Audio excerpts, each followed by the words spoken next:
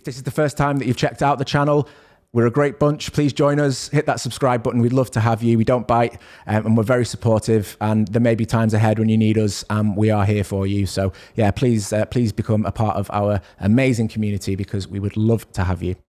Hey MS gang, welcome back to the channel. If you are new to the channel, my name's Liam, and in 2018 I was diagnosed with relapsing remitting MS. If you want to be part of the gang, it's dead straightforward. Just smash that subscribe button. I have been living with MS now for 5 years. I was diagnosed in 2018, September to be precise. Although I'd lived with it for perhaps a little bit longer than I'd realized. Obviously it takes a bit of time as these symptoms present themselves. And I just wanted to share some of the things that I've learned along the way. And yeah, it has been a roller coaster. People say it's a journey, and it really is. It's more of a battle.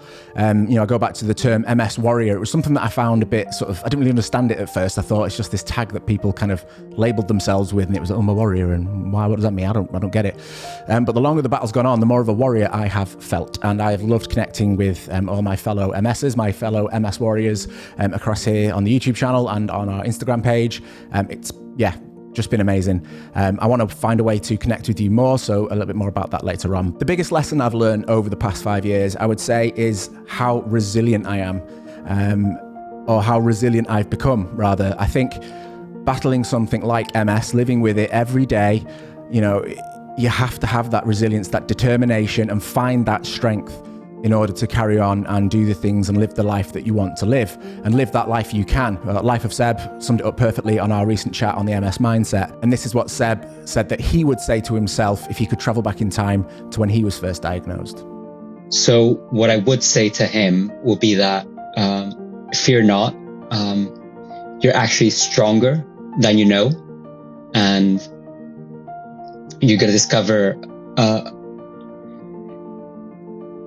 a much stronger version of yourself, and you're going to feel so much more empowered, and you're going to feel more proud of yourself than you are currently. Just let yourself be vulnerable. You will have plenty of time to be strong. And as you let yourself be vulnerable, you will find that strength, the strength that you will need later on in life. And that, I think, Seb, it really hit me hard that when we were having a conversation. If you've seen the episode, you'll tell from my reaction, but it was just so almost gut wrenching. I just felt such sadness for the whole diagnosis experience, because it's just horrible, and it's really lonely. You don't know that we exist as a community, and you don't know kind of where this journey is going to take you. But yeah, I guess Seb, would advise himself that you are going to find this strength. It's okay to be sad. You don't need to, figure everything out right away and feel strong and fight. If you want to feel sad, if you need to be emotional, if you need to confide in friends, then absolutely do that, because you've got a long journey ahead, and you're going to need that strength. But there's a time for that, and it's okay to feel sad. But I think him also, Seb was saying to himself that he's become stronger than he ever would have without MS. The fact that he's able to do the things he's done and achieve the things he's achieved in spite of his MS, I think is just amazing. Seb is a wonderful guy. I really enjoyed catching up with him. Check out his channel if you haven't already, Life of Seb. He's got some great videos on there about his MS experience and advice and all the wonderful things that we need to sort of know when it comes to MS. So I think that's, for me, the biggest thing I've learned is that strength and resilience that I've discovered, and I've become stronger and I guess more determined than I ever would have without this diagnosis. The other thing when being diagnosed with MS is you do feel really isolated and on your own, in spite of having a supportive family or friends or colleagues perhaps that have made themselves sort of available to you in terms of that support that you will need. But we do feel perhaps a bit awkward asking our family and friends, and it's lots of personal things that are going on and happening to our brains and our bodies that we might not be comfortable talking to certain people about. But there is a massive community of us out here that are all here to support each other. We lift each other up, we pick each other up when we get that, when we're not feeling great and when we're feeling down. And that is something that, if I could go back in time, perhaps it was something that I would mention to myself, that don't worry, you're going to meet some amazing people make some lifelong friends and connections. And I know that, there'll be a time perhaps when we can all get together and meet up and spend some time together. And these are all relationships and friendships and things that we wouldn't have had without our MS diagnosis. And as much as we would all rather not have MS, I'm so glad that I've got all of you, because I don't know what I'd do without you on some days. There's been some really dark times over the past 5 years when I have felt incredibly low, incredibly sad, depressed, and not wanting to keep fighting, and times when I've come very close to giving up. But it's always, the community and you guys and your messages of encouragement and support that have got me through it.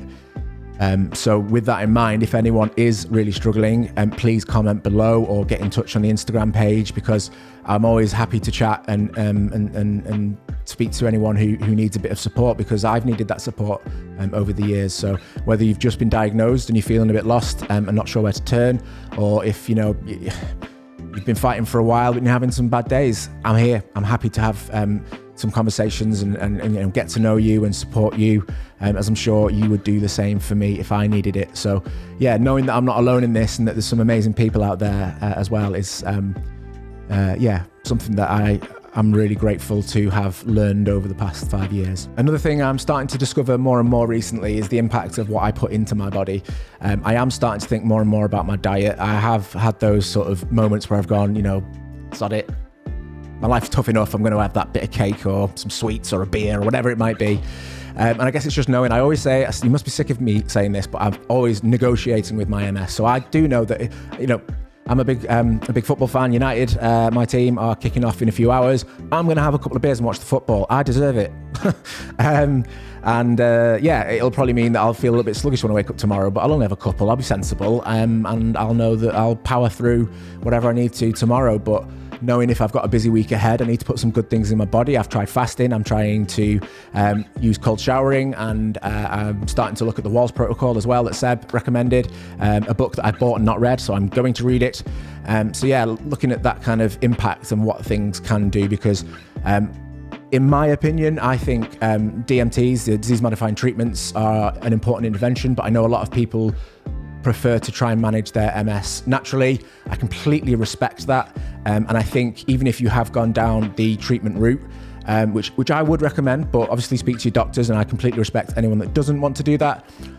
But that doesn't mean you can just do what you want now. You still need to be putting good things in your body, making sure you're getting the right vitamins and minerals and putting healthy foods into your diet. What have you learned in your MS journey? What advice would you give to anyone who's newly diagnosed, or things that you've discovered that you think, everyone should know this. We need to be getting this message out there. Drop your tips and help in the comments, and hopefully I can share them in a future video. Again, loving the support from you all.